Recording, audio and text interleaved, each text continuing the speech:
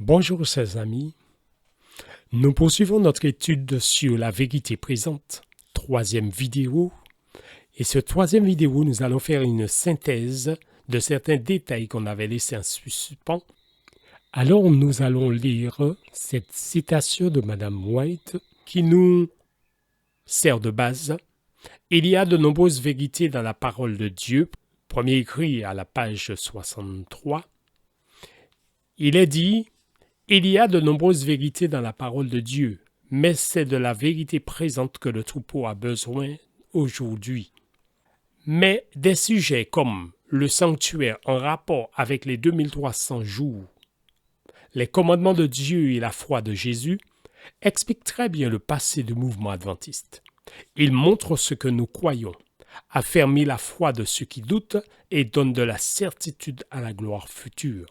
J'ai vu fréquemment que c'était là les sujets principaux sur lesquels les messagers devaient insister. Nous comprenons une chose: pourquoi Dieu demande que le sanctuaire devait être mis en rapport avec les 2300 jours. Nous comprenons par là parce que les 2300 jours nous permettent de partir du point A pour arriver à 1844.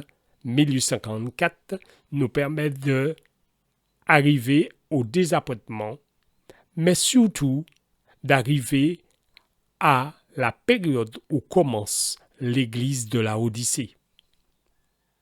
L'église de la Odyssée qui va vivre l'étape de la vérité présente, c'est pour cela Dieu demande de le mettre en rapport avec le sanctuaire, puisque le sanctuaire, à partir de 1844, Jésus rentre dans le lieu très saint. Et nous comprenons que nous vivons la dernière étape du sanctuaire.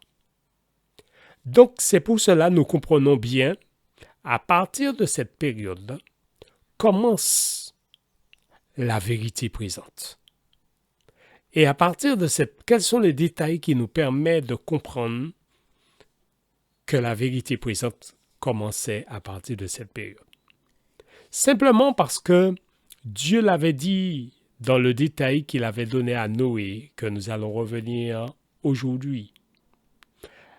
Dans le détail qu'il avait dit à Noé, notez bien ce qu'il avait dit à Noé. Genèse chapitre 6, le verset 13, mais pour bien comprendre le contexte, on prend à partir du verset 12.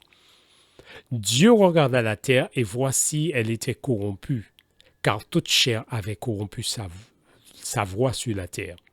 Alors Dieu dit à Noé: la fin de toute chair est arrêtée par devant moi, car ils ont rempli la terre de violence.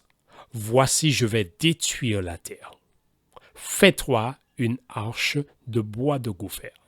Dieu avait averti Noé que la fin de toute chair est arrêtée devant lui, c'est-à-dire fermeture de la porte de la grâce. Mais il va inviter Noé à faire une arche dont il sait que cette arche va prendre 120 ans. Temps de grâce supplémentaire.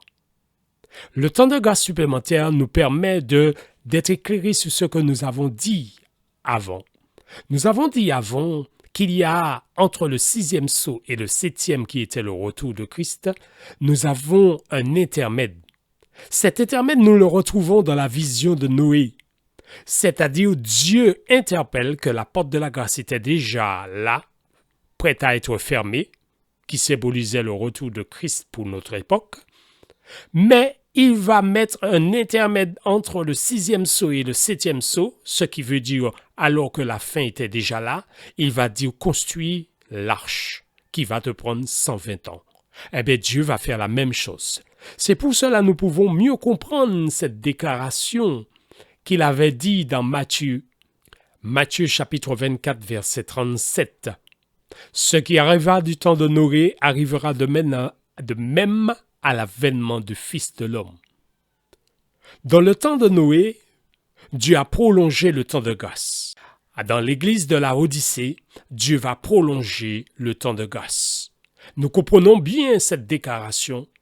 Pour ce qui est du jour et de l'heure, Matthieu 24, verset 36, pour ce qui est du jour et de l'heure, personne ne le sait, ni les anges des cieux, ni le Fils, mais le Père seul.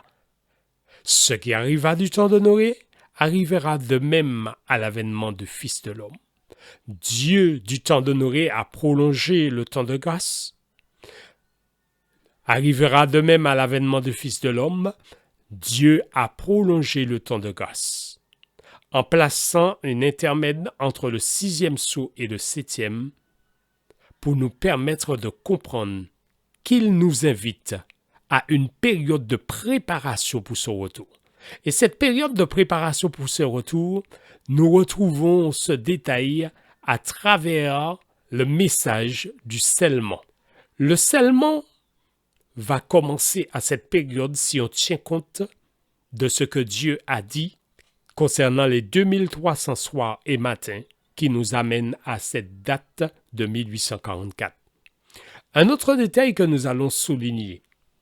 Si Jésus est rentré, selon le livre d'Hébreux, une fois pour toutes dans le lieu très saint, au matin de la résurrection, quand il est ressuscité et qu'il est monté au ciel, il est rentré une fois pour toutes dans le lieu très saint, nous dit le livre de Hébreux.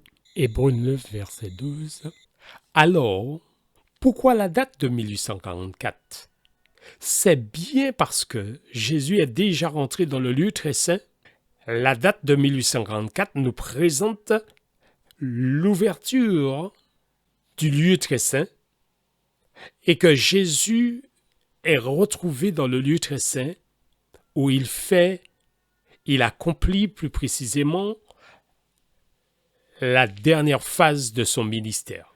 Par contre, cette date nous permet de nous resituer, puisque le texte d'Hébreux nous dit qu'il est rentré une fois pour toutes depuis l'année 31.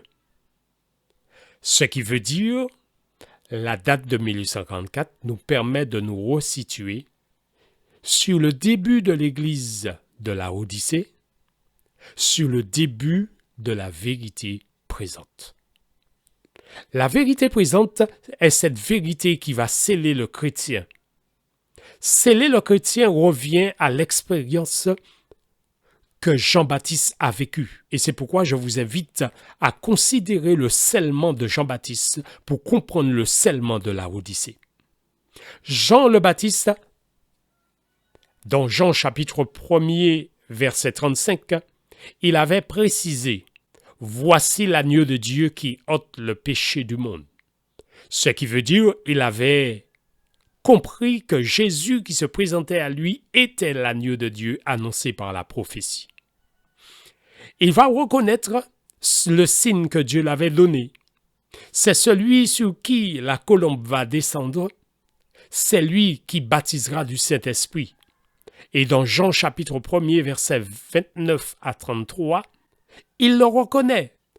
Ensuite, dans le livre de Jean, au chapitre 3, le verset 30, Jésus avait compris que le Messie était venu et qu'il était celui qui précédait le Messie, parce que dans la période de son scellement, il avait compris ça.